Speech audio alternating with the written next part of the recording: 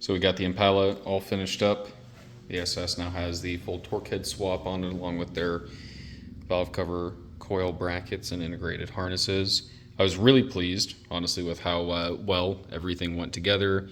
There were little hiccups here and there, mostly because I had a miss on bank 2 prior due to the opti going out. And that was just something I didn't really think about needing to change plugs, but 6 and 8 were fouled out pretty badly, since that's where it was pretty clearly missing from. We did isolate that, thankfully, by unplugging the coil packs, and then it took 2 hours to get the plugs out without pulling the headers, because these are just a massive bitch. But I am quite pleased, again, with the fit and finish of the Torqhead. Probably can't really see it, but I did spend quite a bit of time wire wheeling and emery clothing and just de-rusting and de-gunking, so the water pump and the pulley itself. I also went ahead and cleaned up the intake manifold and left off the center plate. I did reinstall my older set of Raspod fuel rail covers. Those look quite nice. The only things I did run into that were an actual concern for me was the fact I am running a taller, so I'm actually running a tall height small block Chevy valve cover with the Torqhead alternator, which allows you to run just any center bolt small block Chevy valve cover. The passenger side, bank 2, is one super close to my gunky windshield wiper motor, and it's also really close, almost touching. I don't know if I'll be able to get it, but the heater core hose is back there, obviously tucked in, but thankfully there was actually a little bit of space, so I was able to slide the hose further onto the barb, clamp it back down using the factory clamps, and everything went back together pretty well. Bleeding the cooling system wasn't that hard either.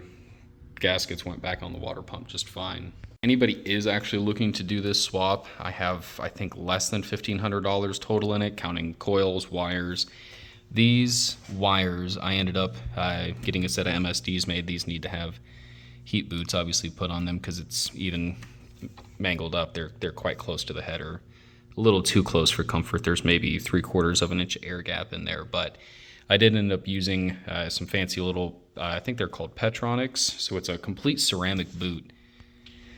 So from what I understand, these can actually basically touch the header and they won't really have any heat issues since they're ceramic. So I do need to get a set of heat boots or find some way to keep these coil wires or the plug wires further up. But aside from that, the only thing I wasn't a big fan on the documentation and the instructions is on bank 1. So if you look through the instructions on the kit, and if you remember in the previous video about this, when I was looking at the coils and the actual bracketry for it, there's obviously one ground that comes off of the coil that has to be grounded onto a factory ground point where the OEM ignition coil would sit, generally underneath this air baffle that would go into the whole home plate system that all of the B-body cars with LT1s came with. There's actually 2 grounds that come with the whole entire kit, since these are made compatible for both the 94, 95 and 96/97 other LT cars. The other ground is a different diameter. It's actually still hanging down there since I have a couple things left to finish up. But this ground is a much smaller diameter than what the OEM bolt that you'll use to reaffix your grounds back onto the outer portion of the bank 1 cylinder head. Aside from that, there's one other ignition jumper that's required for 93, 94, 95 cars, not required on 96, 97s. And there was really not a whole lot of documentation on that in there. So there's a 4-pin male connector on the actual OEM LT1 harness side. And there's only a 2-pin female connector for the actual Torqhead harness.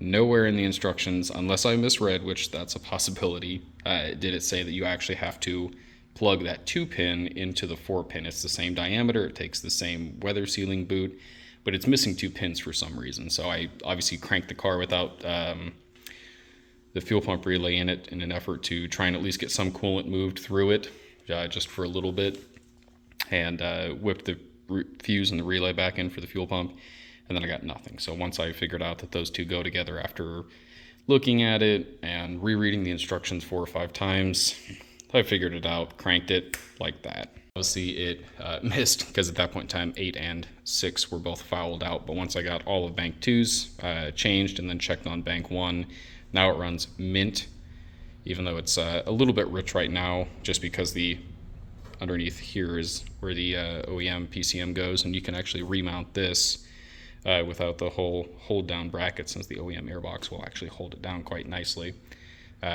It is set up stock for an air pump EGR evap car, so basically the full emissions. That way, if you are in a shithole state that requires emissions compliance for registration, that you can actually just throw a Torqhead on a stock LT1 car and go. So the shift pressures do need to be played with, since I do have a built trans with a modified valve body and a 3000 stall, so the shift points are going to need to be adjusted. Hopefully we'll be getting this thing into scram here pretty shortly to go ahead and get it tuned out. Obviously with a stock LT1, you're not going to really expect to set the world on fire power-wise, but I think honestly the car will make okay power for a 30-year-old dog shit compression LT1. I mean, these never really made a whole lot of power in B-body form anyways. But obviously the GTO is missing, so that's over at Scram Speed right now. I do have my 4th Forge Star back from R&D PMC. Again, please do not do business with them unless you're local. They do great quality work when they actually get it to you undamaged. So I do have that 4th wheel back. Everything's mounted and balanced now. Finally got my new center caps in after a month and a half of waiting. So I'm just generally of the opinion that everybody under MW Motorsport Company, or whoever the hell owns CCW, Weld, and Forge Star, they're just awful about shipping anything on time, keeping people up to date. It's actually been almost 2 months now that I think about it. I ordered those, I think, June 4th, and it's now August 1st. So it was almost exactly 2 months to the date that I ordered those. I also did pick up these fancy dancy new LED turn signal markers from Maverick Man Carbon for the GTO. So I'm going to mount these into the car once I get it back. I'm going to see if I can possibly do it without pulling the front bumper. But I do like these since it maintains an OEM pattern on the actual reflector itself, and it's a nice subtle LED.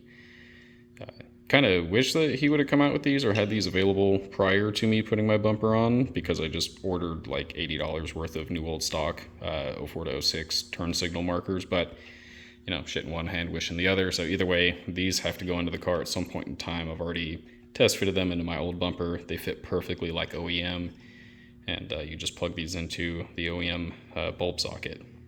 It actually goes into the turn signal itself, so it will take an OEM wiring harness. In the meantime, though, I have washed this, so now it's all not buggy from being basically harassed by the lights in here with all the fucking bugs that would come in at night. Air is still ice cold, so we got the AC issue figured out that I had a while ago, where I had a leaking Schrader valve, I think, on the high pressure side. So everything now is, for the most part, good. I still do need to get control arms and coilovers and drop this thing just a smidge and make sure that my rear axle is perfectly in alignment, since I'm not sure if my eyes are deceiving me or not. But the GTO camshaft swap is going along. We ran into some issues where, you know, dart block difference versus an LS block, where you can normally just throw a dowel rod in once you have the springs and push rods out, and you can hold up the lifters and pull the camshaft out. But that didn't work because dart block, and so that's taking some extra time. Plus my mast heads are a non-standardized head, so there's really no tool to do valve springs on the car, which is a bit of a complication. But we got everything figured out with a little tomfoolery, messing with some tools. But so everything's, for the most part, coming along nicely. Hopefully we'll be on the dyno by the end of the week with the GTO, and maybe see what it does. If I remember to bring my GoPro and my awfully messy little toolbox, then I'll bring that with me and record some and kind of document the process like I typically do. So yeah, I would absolutely recommend the Torqhead swap.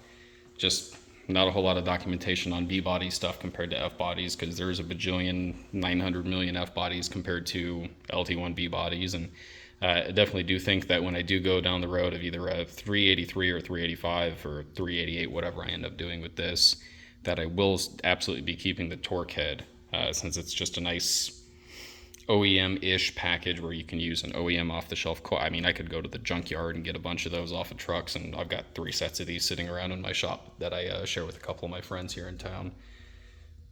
So yeah, I would say absolutely well worth the money. Do it once. Didn't want to keep throwing OptiSparks into this damn thing, so yeah, I would absolutely recommend these. They're great people to work with, super nice to talk with on the phone. Obviously, they're Canadian, but yeah, so this was overall a very positive experience, probably one of the smoother transactions aside from Raspot Apparel and specialties that's made some of the stuff on the car. Definitely one of the smoother, nicer transactions I've had in the B-body community.